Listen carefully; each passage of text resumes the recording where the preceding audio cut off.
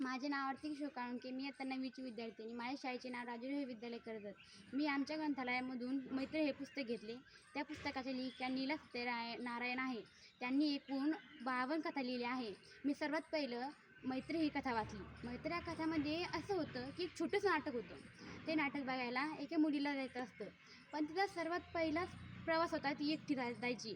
तिचा हा नाही करून ती एकटीच निघाली होती प्रवासाला. नाटक खूप छान झालं. ती निघायच्या टायमाला ती येत असताना ती खूप बोर होत होती, म्हणून तिनं असं तिच्या बॅगमध्ये हात घातला व तिला तिच्या हातात एक पुस्तक भेटलं.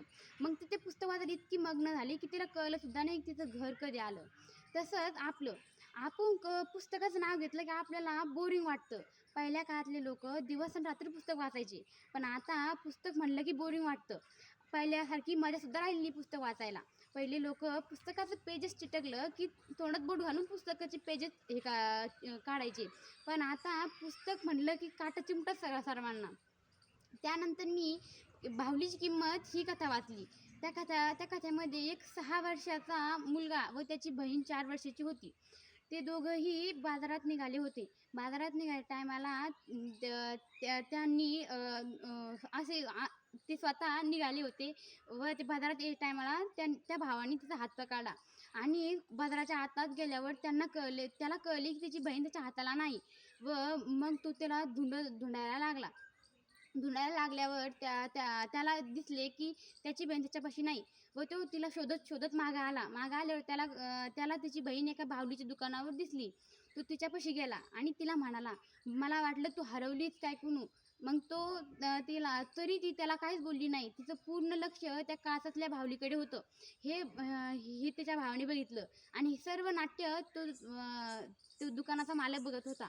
त्या मालकाला त्याच्या भावाला सुद्धा कळलं होतं की तिला ती बाहुली लागते. मग तो त्या दुकानदाराकडे गेला आणि दुकानदार म्हणला, हे बघा काका, माझ्याकडे शंख शिंपले आहेत. मग हे शंख शिंपले तुम्ही घ्या आणि हे शंख शिंपले माझ्यासाठी खूप मूल्यवान आहे. तुम्ही हे घ्या आणि मला ती बाहुली द्या. त्या दुकानदाराने त्यातले 4 शंख शिंपले घेतले आणि त्याचे स्वतःपाशी ठेवले आणि म्हणाले, मला 4 पुरेसे होय. त्यांनी तो आनंदित झाला आणि ते शंख शिंपले त्यांनी खिशात टाकले आणि त्या दुकानदाराने त्याला ती बाहुली दिली. हे परत नाट्य त्या दुकानदाराचा नोकर बघत असतो.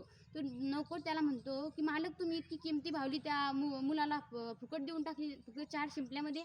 तो मालक त्याला म्हणाला की त्या मुलाला आणि पैशाचं महत्त्व कळत नाही, त्याला पैसा हेच काय कळत नाही. आणि मग तो मालक म्हणला, तू तुझ्या कामाशी काम कर.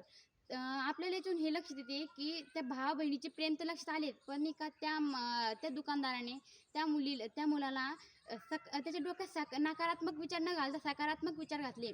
जर त्या दुकानदारांनी त्या मुलीला हकलून दिले असते, नाहीतर तिथून काढून दिले असते, तर त्या मुलाच्या डोक्यात नकारात्मक विचार आले असते की जसे ह्या दुनियात की लोक चांगले नसतात असे त्यांनी विचार केले असते.